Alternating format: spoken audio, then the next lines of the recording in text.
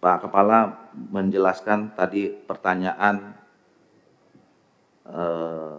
masukan dari Bapak-Bapak dan Ibu Komisi 2. Silakan, Pak. Ya, terima kasih. Yang pertama-tama saya mengucapkan terima kasih yang setinggi-tingginya atas saran dan masukan dari Komisi 2 DPR RI.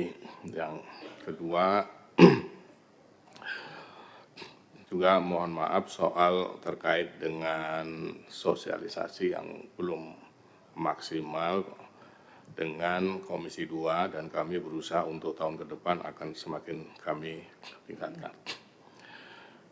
Yang ketiga, terkait dengan peraturan, sebenarnya kami kemarin melampirkan agak mohon izin Pak ya, Pak ini. Nah, di sini sebagian bisa saya bacakan terkait dengan pertanyaan Ibu dan Pak juga. Yang tadi, misalnya Deputi Bidang Pendidikan dan Pelatihan menerbitkan surat edaran nomor 1 tahun 2024, ini bulan Januari ya, yang menjadi pedoman dalam proses pembentukan Paskibraka, khususnya pada tahap rekrutmen dan seleksi calon Paskibraka pada tingkat kabupaten, kota, dan provinsi. Ya. Saya mohon izin karena BPIP setahu saya memang tidak pernah melarang dan tidak pernah memaksakan pelepasan itu. Ini saya bacakan aja karena sudah tertulis. Pimpinan dan anggota Komisi 2 yang kami hormati, dalam surat edaran dimaksud secara tegas menyebutkan, tanda petik, kutipan, mematuhi dan melaksanakan ketentuan tata pakaian dan sikap tampang Paskibraka pada pelaksanaan tugas Paskibraka. Selain itu telah disampaikan pula penjabaran dan gambaran ketentuan tata pakaian dan sikap tampang Paskibraka.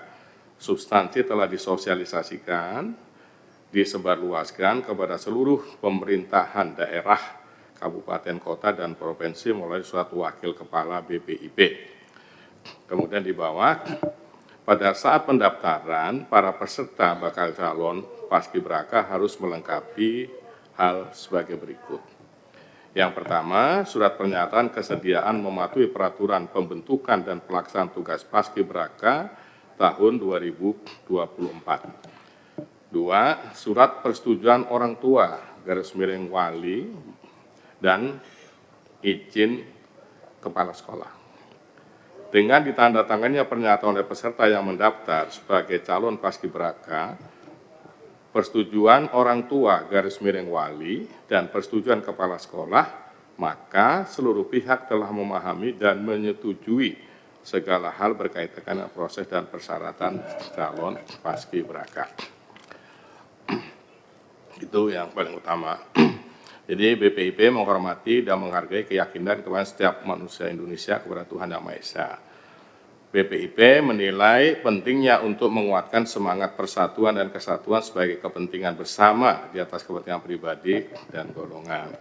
Itu terkait dengan isu pemaksaan pelepasan.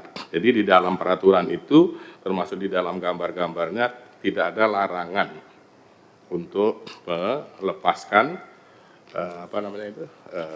jilbab ya. Ada ke bawah nggak yang gambar itu? Nah, itu yang kedua lagi.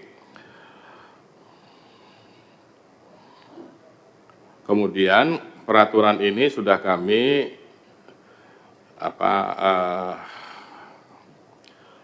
melalui proses ya harmonisasi dengan kementerian dan lembaga terkait, khususnya Kementerian Kemenkumham. Jadi dalam rangka menanggapi ini kami memahami aspirasi masyarakat, khususnya Komisi 2 DPR ini, kami mohon dapat mengadakan rapat terlebih dahulu dengan KL terkait yang terlibat dalam proses harmonisasi tersebut. Kemudian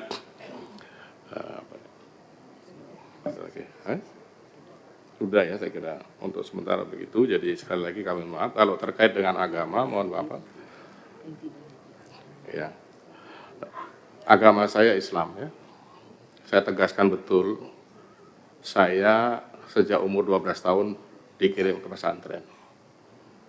Saya sudah juara pidato sepesantren ketika usia 16 tahun. Saya lompat kelas dan saya juara sanawiyah juara umum di pesantren, dan saya juara pidato sepesantren.